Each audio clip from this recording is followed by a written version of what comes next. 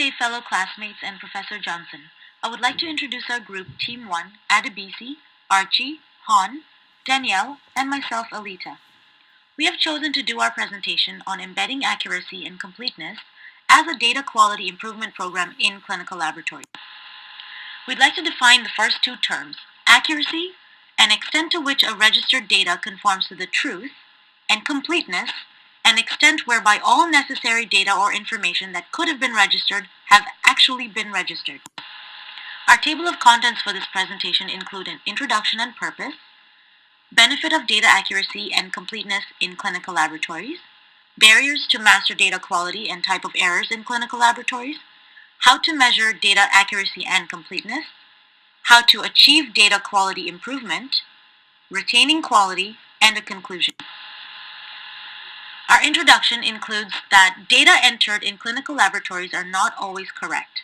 In the healthcare sector, data move with the patients they refer to, creating reciprocal dependencies between healthcare organizations. This means that poor data management in one organization can adversely and incrementally affect other organizations and the quality of care a patient receives. This presentation designs a data quality improvement program for clinical laboratories. Empirical data will be used to provide examples and support the main.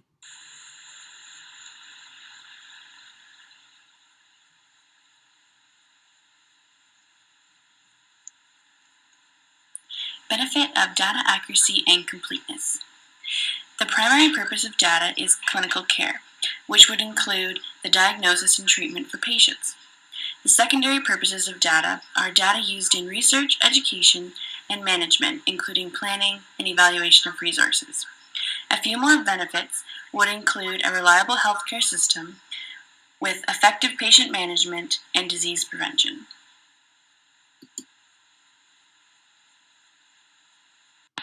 Before discussing types of errors, I would like to point out that these barriers can be a contributing factor for those errors. Hogg and Albion in 2011 identified 5 barriers to master data quality. The first one being lack of delegation of responsibilities for maintenance of data. This means who owns the data quality, what are their roles and responsibilities in ensuring data quality measures are implemented correctly. The second barrier, lack of rewards for ensuring valid data. Some companies are focused on getting the job done while forgetting to provide employees with incentives. The third barrier, lack of data control routines. This could include neglecting administrative details such as staff training, position descriptions, responsibility shifts, and communication or administrative issues. The fourth, lack of employee competencies. This is a big one. Flaherty in 2013 states, lacking a clear and precise understanding of IQ properties causes costly errors, confusion, dangerous risks, and missed opportunities. The fourth, lack of user-friendliness of the software used to manage data. As we all know, we have used multiple programs for the new EHR. Some of these software programs can be tedious to learn and may require additional training. So now we will focus on the types of errors. The first type are known as pre-analytical errors, which generally occur during the data collection phase.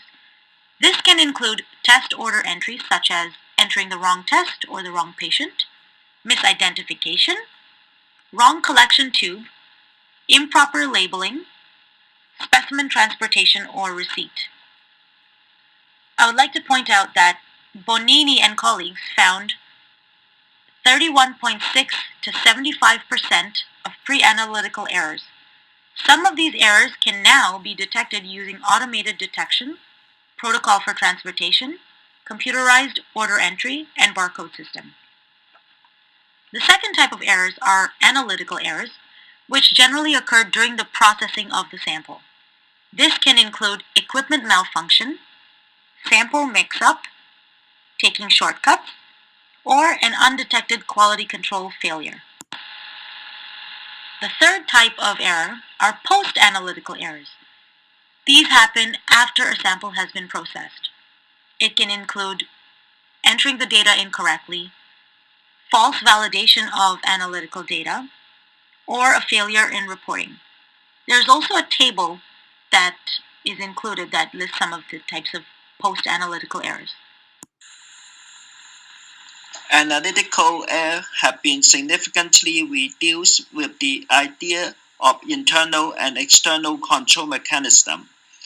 They are internal quality control and external quality assessment. Achieving data quality improvement.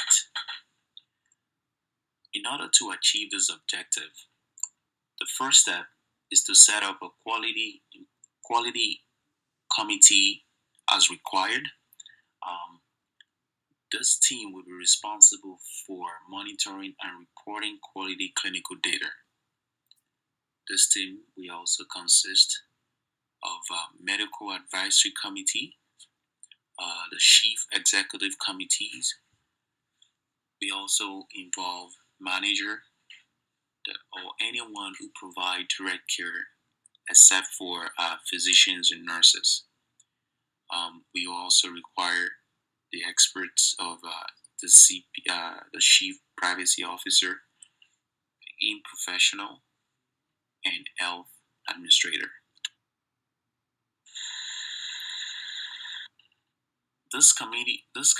Committees will be responsible uh, to ensure accuracy and completeness during the phase of collecting data and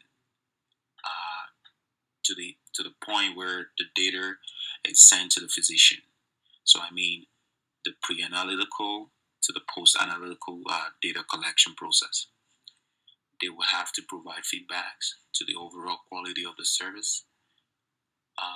They would foster or they would ensure that continuous quality improvement initiatives are put in place. They also have to provide information to improve quality care. And lastly, they would determine the annual quality improvement plans. Performance improvement methodology. Um, we've we've decided to adopt the Plan Do Check Act because it focuses on improving performance of systems, the process, and the activities. And the first step is to plan. So in this case, when we plan, uh, we will focus on brainstorming. In this case, we would go with the acronym SCAMPER. So SCAMPER substituted. So in this case, we're looking at what process is better, uh, what can we combine together in terms of ideas and things to add and things to take away. We will also want to look at adaptation, which is what's the next solution, modify the need for change in process. What are we doing right? What are we doing wrong? What can we use or what can we take away? And then the last step, which is rearrange. The last acronym, which is rearrange, is how do we put things in order? How can we get things going? We can also use a checklist way of quality improvement tools, and it's a self-explained term. We have a checklist just to make sure we cover all the areas that need to be covered, or we can decide to use a decision matrix. And at this point, we use a table format to evaluate, compare, prioritize, and select the best solution. The next step would be the do, which is at this point, we want to see how we can achieve this process. How can we achieve this project? And we will do this by training staff that require training, bring in either seminars to to explain the importance of what we're doing and to explain how the process have been done in different departments or in different hospitals. So we would need experts from different hospitals to come in and help us in those areas. And we also want to make sure the employees understand that we are enforcing change management.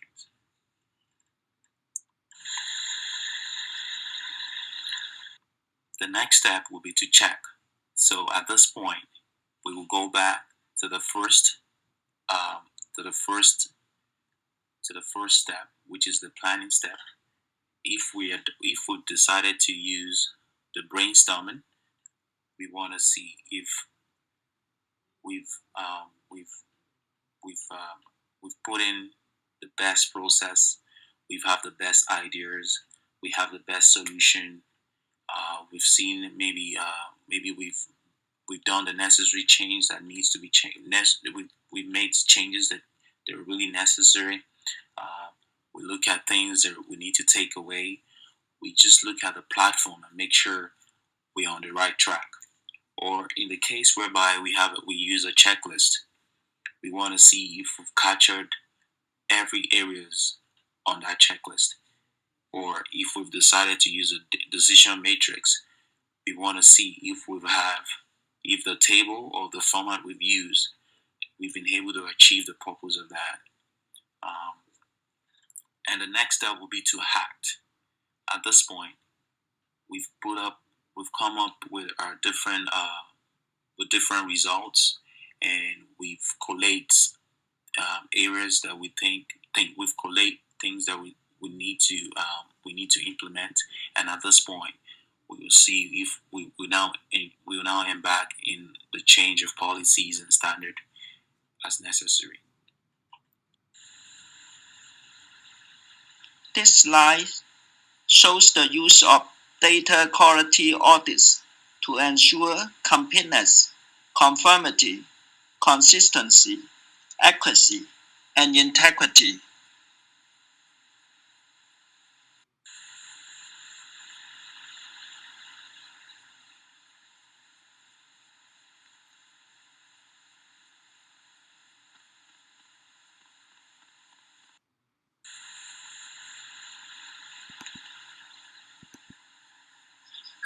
Thank you for listening to our presentation. If you have any questions, you can feel free to email any of the Team 1 group members that are listed on this slide.